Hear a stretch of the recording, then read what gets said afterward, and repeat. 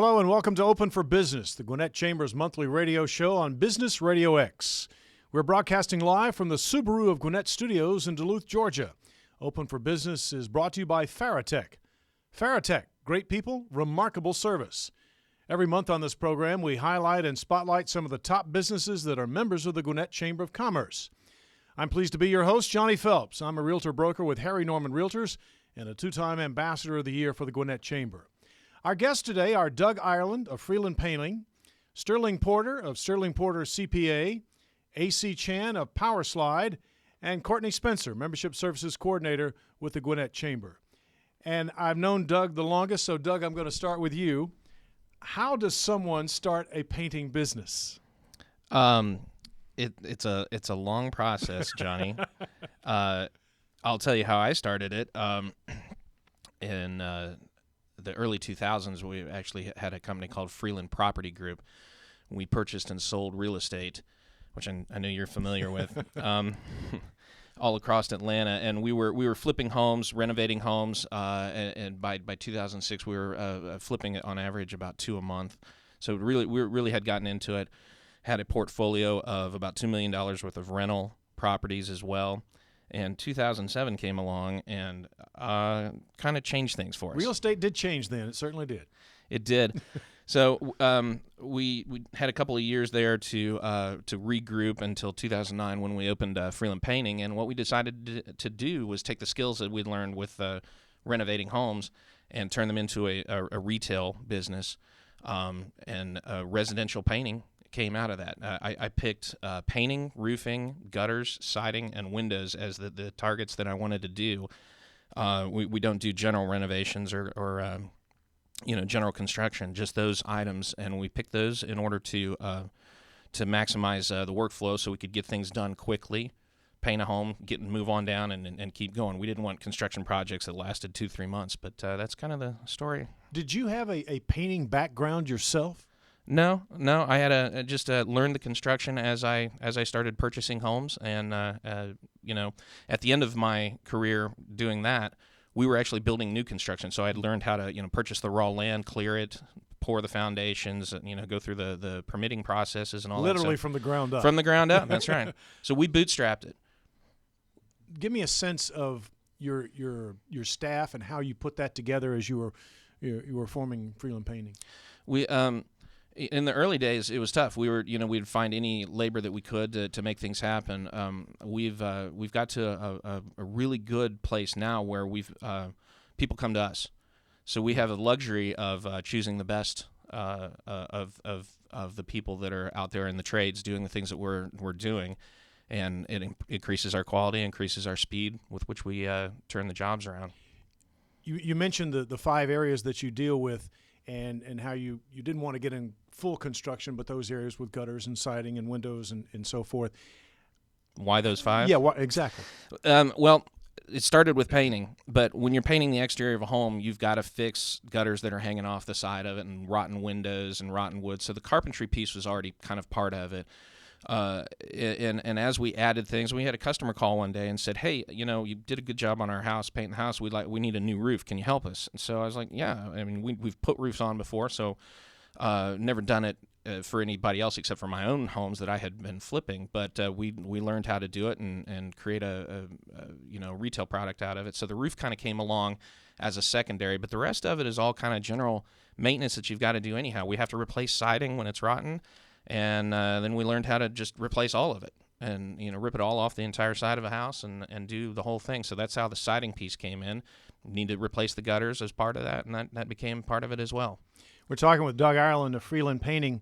Can you give us an anecdote of a project that went in a certain direction that you might not have thought it was going, something like that? A story? A story? A.C. Chan, is it a story that I need to tell?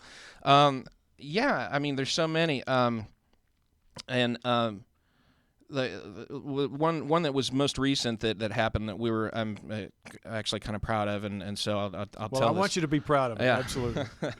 I was y'all familiar with the Quantum Bank building up in Suwanee? It's a 2-story commercial space on the corner of Suwanee Dam and Peachtree Industrial. We're replacing the roof on that, so it's a commercial flat roof. And we had promised the customer that we would have insulated. There's an insulative layer above the decking and below the roof layer that we promised was going to be double the thickness of what our competitors were saying that they were going to put on, and for the similar amount of money.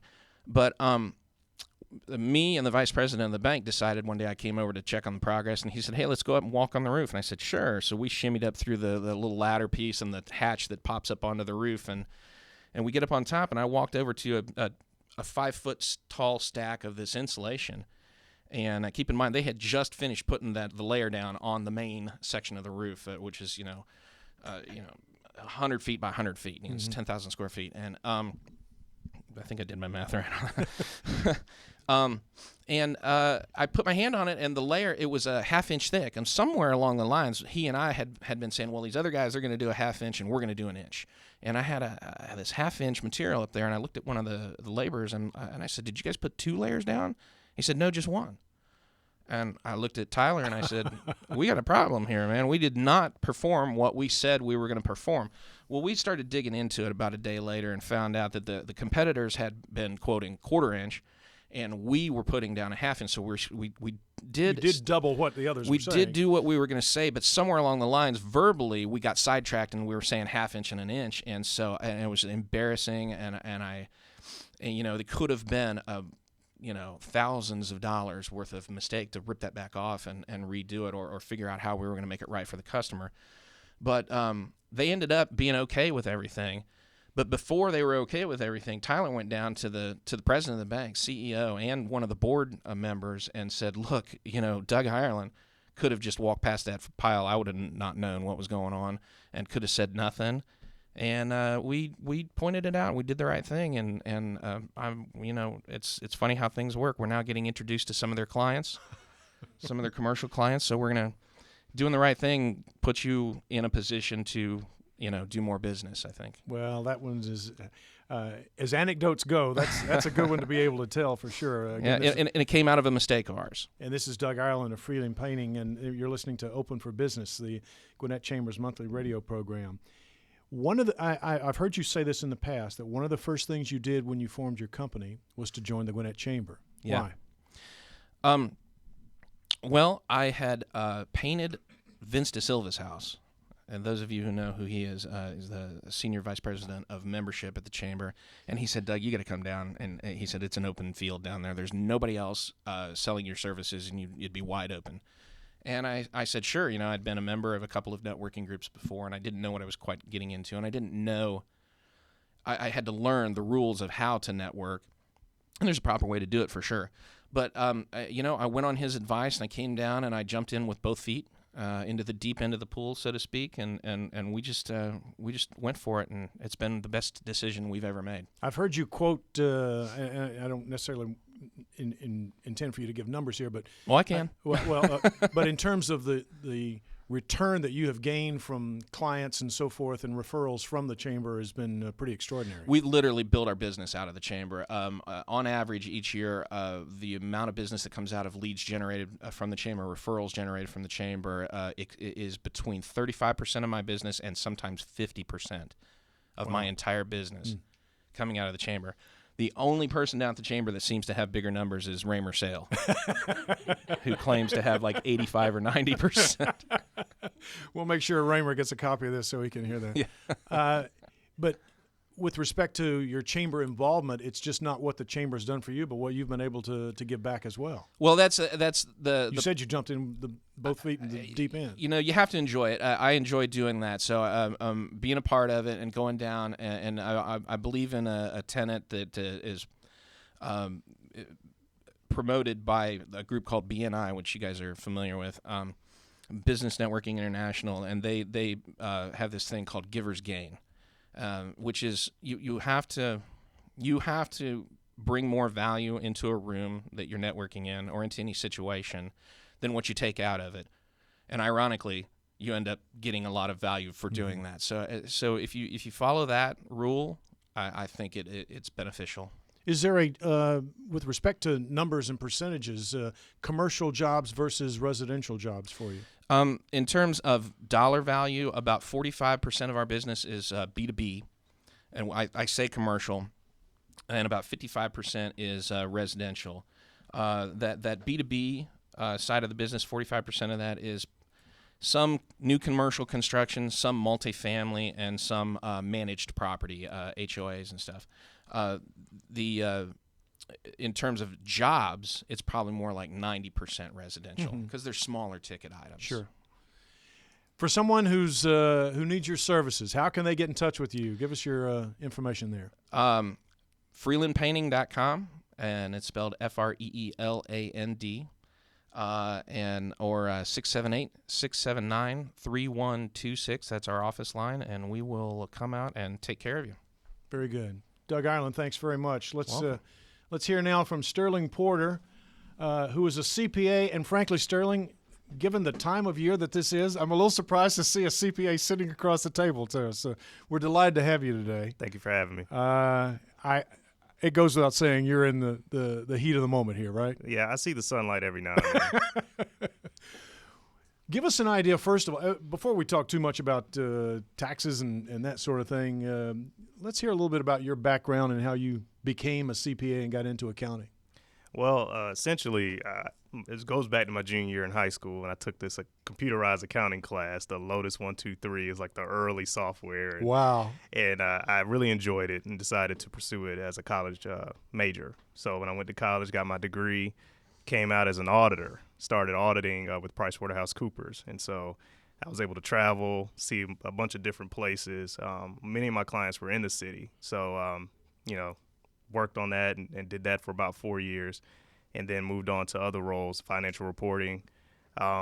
Towards I say about 3 or 4 years ago, I decided to, on the side, do some bookkeeping. And my goal at first was just to do bookkeeping. Okay. But I quickly found that there was a greater need for tax preparation and tax consulting.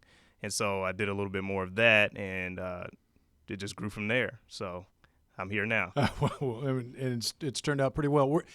Were you into mathematics and economy Absolutely. And that kind of thing? Absolutely. Mathematics, for sure. Yeah. I remember being young and family members would take me to the grocery store, and they would cover up the register, say, how much change am I getting back? And, I'd have to answer them. Oh, wow. Because they saw it from an early age. That's quite a good life lesson there. Yeah, sure. So they saw from an early age that I was into it, and I was very into math. And so, accounting was just kind of that natural career for somebody who loves numbers. I did find out later it's a lot more than numbers, but still very much so. When you, what sort of progress or process, I should say, did you go from with respect from the bookkeeping to the accounting and becoming a CPA? Well, as I started my career as an auditor, I wasn't a CPA. But having that experience, you were able to see different companies and how they operate and how their accounting departments operate. Once I got later in my career, my mentor, Graham Carter, I hope he's listening, but he really told me, Sterling, you have to get your CPA because it just opens you up to a different perspective and much more opportunity. And I did. I finished it, and I was able to transition into financial reporting. So my last job, I was in charge of all the SEC reporting. So, for any publicly traded company that has stock on the stock exchange, they have to do 10Qs, 10Ks, their financial reporting. I was doing that for that company. And so I was able to see a lot more in that role. As far as the tax, actually it was my mentor. He sent me my first 2 tax clients. And they were pastors, and they have a whole different set of rules, from everyone else. So Sure. it was a great learning experience, and it just grew from there. We're talking with Sterling Porter of Sterling Porter CPA. What distinguishes, and not just the characterization, but what distinguishes a CPA from a basic accountant? What can a CPA do that a basic accountant cannot do? I think it's just a level of expertise, essentially. If someone has a CPA, they studied pretty hard, and they worked pretty hard to get it. The CPA is the hardest exam I've ever taken, and I've known lawyers who have taken both the bar and the CPA, and they'll tell you the same thing.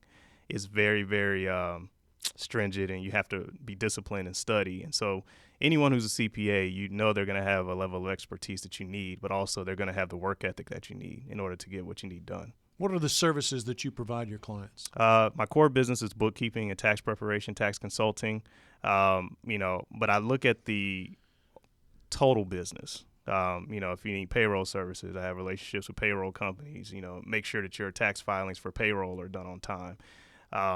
The consulting is a big piece because that's the biggest need. I think there are a lot of business owners out there who are very good at what they do, but they don't have the knowledge of the total financial picture, and so that's where my expertise comes in.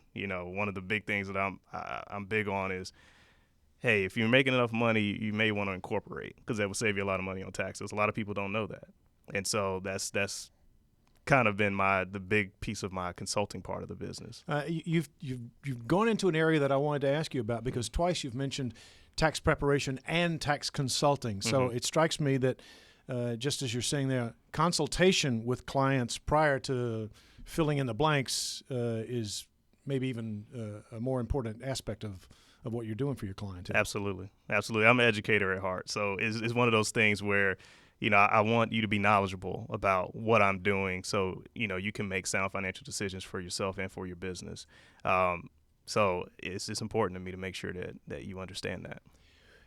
What sort of barriers have you encountered? It strikes me that this is sometimes you got to fight through the wall to get to where you need to go. What sort of barriers have you encountered? The biggest barrier was getting the CPA, to be honest with you. Yeah, because having that, it gives you it's a marketing tool in a sense. If you put it on your business card, you can put it on the name of your company, then people know, hey, this guy knows what he's talking about. He knows what he's doing. I mean, there are people out there who aren't CPAs who are in the profession who do pretty well. But I think having that just it makes it a little bit easier to get your foot in the door. And like I said, it was the most complicated exam I've ever taken. So that was the biggest barrier. I think the complexities of what we do too. Tax law is not something you can just pick up and read and say, oh, I got it. Essentially you have to love it to a degree to even look at it.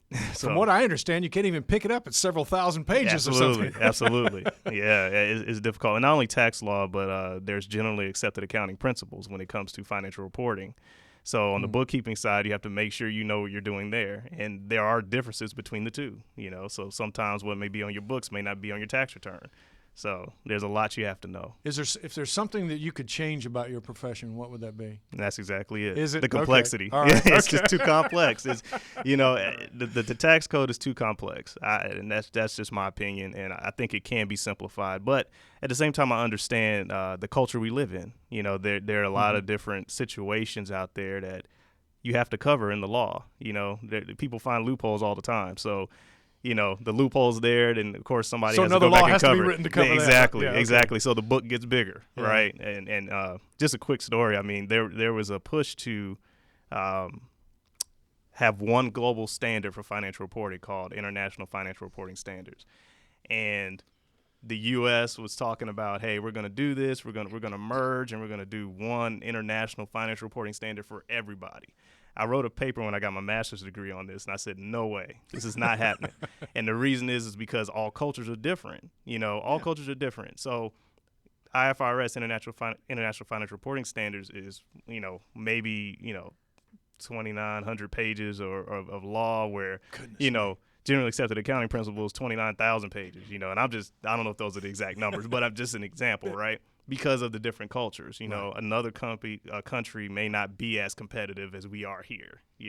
They may not be as, I guess they may not try to find those loopholes, as fast as people here would. So it's just a culture difference. How can people get in touch with you, Sterling? Well, you can reach me at info@sterlingpcpa.com, and my website is sterlingpcpa.com. I'm also on Facebook and Twitter. Twitter is SP2CPA and Sterling Porter CPA on Facebook. Very good. Thank you.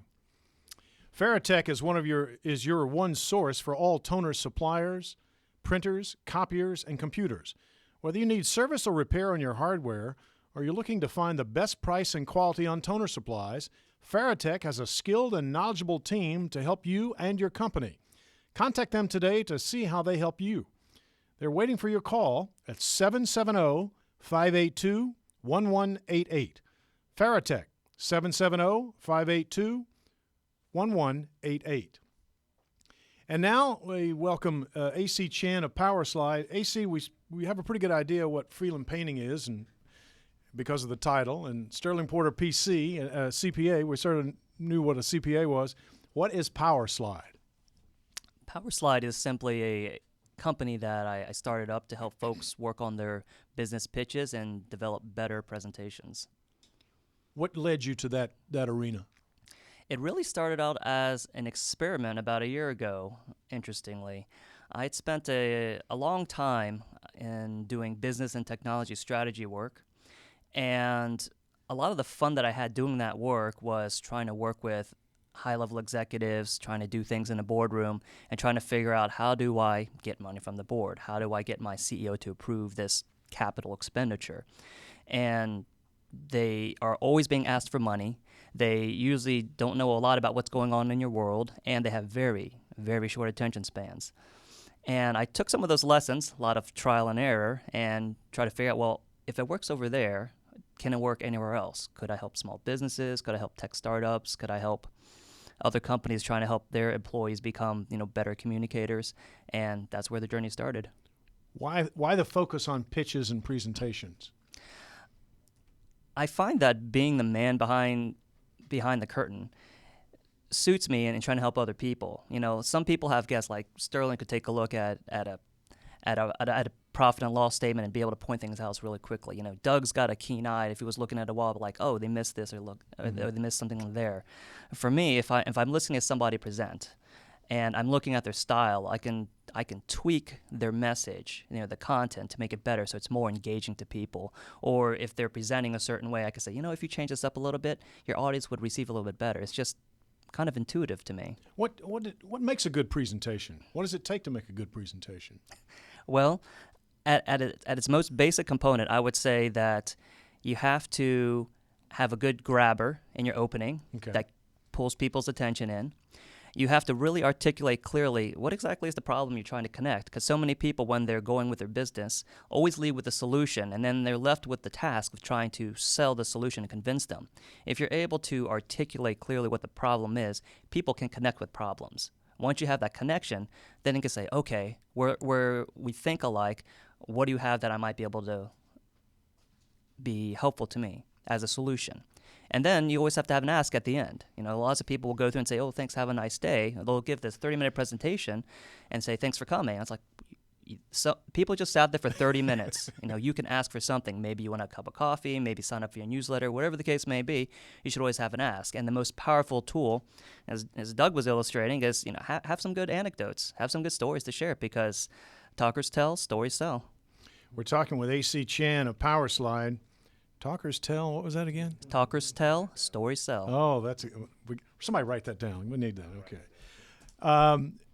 We hear all the time, AC, that people talk about how difficult it is for them. One of the most difficult things for them is to speak in front of a group. How do you help them overcome that? Number one, don't picture your audience naked. We've all heard that, right? Yes, of course we have. It's horrible. It can be a mixed bag sometimes. But similar to sitting here on the radio show, I would think of it as it's a real mental game. You're going in there and aim to have a conversation with your audience. Whether it's 5 people, 100 people, 10,000 people. If you're going in there with the attitude that you're just having a conversation, then it makes it so much easier, because people get this mentality when they present that they have to do it with this certain polish or this certain poise. And there's a time and place for that, but you really don't have to come out with this gravitas. You just have to connect with your audience, and stories are the best vehicle. It's like connecting and talking with friends, or when you're meeting new people and you're chit-chatting, So if you have this very casual approach to going in and talking with folks, it lowers the tension and the pressure a lot. You've worked, as you pointed out, you've worked with clients at all different levels. What is the give back that's come your way? I mean, and I don't mean in terms of financial circumstances, but how have you grown as a result of that? I learn a lot from helping other people. There's a couple things that are amazing to me, that there's so many cool businesses and ideas out there that people try to do. And it's just trying to package together and articulate it clearly so that people might be interested in doing business with you. There's a lot of missed opportunities, I think, that occur out there just because people don't get it. Like, have you ever stood there with somebody after 5 minutes and you're like, I have no idea what you do still. Yeah, right. Uh-huh. You know, so it's that, but you should be able to do it in like 30 to 90 seconds. And if people are interested, then they'll give you more time. But you're trying to earn the right to have more of people's time. No one volunteers 30 minutes off the bat freely. You know, time's very precious. You know, you can't get it back once it's gone. So we're very picky about who we give our time to. So if there's not a clear interest there, then we're not going to do business. And if I don't understand pretty quickly in about 30 seconds what you do and whether that might be a fit, then we may not be doing business. In view of that precious time, do you have group gatherings or workshops or anything where you can help them get an idea of good communication? Oh yeah, I do. Sometimes I'll do some workshops with 22 Tech Park, which is a local incubator here started up by Mark Metz in Norcross. Right now, I'm doing a series of pitch workshops to help small businesses with ACE, which is the Access to Capital for Entrepreneurs group. Actually setting up one for downtown to reach a different area of the city on April 13th. It'll be a lunch and learn. Just come for 2 hours, you get lunch, and get to practice your pitch. I've also done some things with the chamber. Like next week, we have the sales boot camp. I'm one of the presenters for that to help folks in developing their pitches. So, anywhere people will let me help, I'm glad to speak. Is there a singular piece of advice that you can pass along that people can grab onto? I would say practice. Okay. Most people miss that piece. They go through and they think so much about what they want to say that they never practice exactly what they're going to say, and it usually doesn't come out of their mouth the way they think it's going to come out of their mouth. So I'd say there's always at least a 2x factor. So if you're going to spend about an hour preparing that presentation, you should practice 2 hours presenting it. How can people get in touch with you, AC? Easily by email, ac@powerslide.com. That's pwrslide.com, or direct at 678-575-5172. AC, thanks very much. Let's move now to Courtney Spencer, Membership Services Coordinator of the Gwinnett Chamber. Before we move forward, I want to take a step back just for a second, Courtney. Yesterday was a highlighted day in the year of the Gwinnett Chamber. It's the Valor Awards, and I know that you were there, and that is one of the most moving pieces of activity that the Chamber has every year. Absolutely. The Valor Awards is an opportunity for the Gwinnett Chamber as well as the community as a whole to tell our people who are a part of public service, thank you. Thank you for running into a situation when we run away. Thank you for listening. Thank you for doing. It was an amazing opportunity for us to honor police officers, firemen, oh gosh, the honor guard that was there. And on a personal note, my father is a retired firefighter. My brother was a firefighter. My uncle was a police officer. My cousin is a police officer. My goodness. So, I mean, I come from a long line of public servants. And so to really come in and really get a chance to tell those individuals thank you was such a wonderful and unique experience. Some of the stories that we heard were heart-wrenching. Some of the things that they were being honored for that we were completely surprised by and just caught off guard. But these are the things that they see on a daily basis. And so it was just very real, very authentic. It was completely heart-wrenching, and it was an honor to be able to participate in that and really tell them thank you. It is a moving experience. It really is. With respect to experience, update us on your background with the Chamber, and I mean chambers in general before you even got to Gwinnett. Oh, gosh. I actually came from the Albany Area Chamber of Commerce down in Albany, Georgia. Great town, great small town in southwest Georgia. While I was there, I worked in many capacities. I started off in the workforce development arm of the Albany Area Chamber of Commerce as the Strive to Thrive Circles coach. And what that is Strive to Thrive was, again, the workforce development arm of the Albany Area Chamber of Commerce that helped individuals to get out of poverty. And so my job as the Circles coach was to be a facilitator to really help those individuals, give them a hand up and not a hand out. Some of the things that we did was we connected them with allies, or they were as they served as mentors to those individuals, and really talked with them, showed them how to interview, make those connections, show them how to dress for an interview, things of that nature, in order to help those individuals to get out of poverty. And from there, I moved into tourism. I was a sales manager for the Albany Convention and Visitors Bureau, because our you wore a lot of hats. Yeah. I had fun. I got promoted. That's good. That's good. And so my responsibility was to sell the city of Albany, to get tourists, motor coaches, sporting events, things of that nature, to bring those events to the city of Albany. Had a great time while I was there. And then because I had some changes within my life, I had a daughter. And so I couldn't travel 2 and 3 weeks out of every month to promote the city. So I transferred back to the physical building of the Albany Area Chamber of Commerce. And from there, I served as the membership relations coordinator, and I was over the retention of the Albany Area Chamber of Commerce, as well as the Young Professionals program. You're listening to Open for Business, the Gwinnett Chamber's monthly radio show on Business Radio X, and we're talking with Courtney Spencer, who's Membership Services Coordinator. That title could mean a lot of different things. Share with us some of the responsibilities that you have with the Gwinnett Chamber. Okay. Some of the things that I do is, first and foremost, I serve as the admin to Vince D. Silva. He was mentioned earlier. He's the Senior Vice President of Membership Services. Another thing that I do is I'm responsible for planning, facilitating, coordinating Business After Hours, fun event, great opportunity for our members as well as guests to network, get to know one another, make those connections, possibly do some business. Also, Gwinnett Working, we have that twice a week, every single week, with exception for today, because the Gwinnett offices are closed. A great opportunity to, it's a lead generation event that we have with the Gwinnett Chamber. Also, I'm over Drugs Don't Work, workers' compensation, helping different member businesses as well as non-members to gather that 7.5% workers' comp discount for their for their business, in order for their helping businesses to become a drug-free workplace, because that is extremely important. Also responsible for the ambassadors program.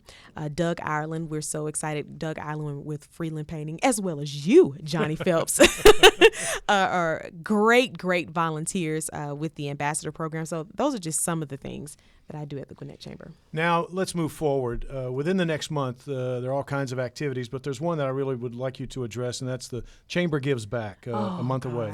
Oh, Pat Brannon, she's been with the Gwinnett Chamber for 20 years. She is actually spearheading this particular event, Chamber Gives Back. This is an opportunity for Chamber members as well as the Chamber staff to get their hands dirty, get out there and clean up one of our local parks. We'll be out at George Pierce Park. That's at 55 Buford Highway, Suwanee, Georgia. In Suwanee. That's right, Doug. We'll be there April the 22nd from 10 a.m. until 12:30 p.m. And that is actually taking the place of Gwinnett Working, where we would normally be networking. We'll be networking, but cleaning up our community and giving back. So that's what we'll be doing that day. That's pretty special. Courtney, thank you so much. Let me go around the table once again for our guests, and if you'll Doug, we'll start with you. Just give us your contact information once again. Okay. Doug Ireland, Freeland Painting. You can find us on the web at freelandpainting.com.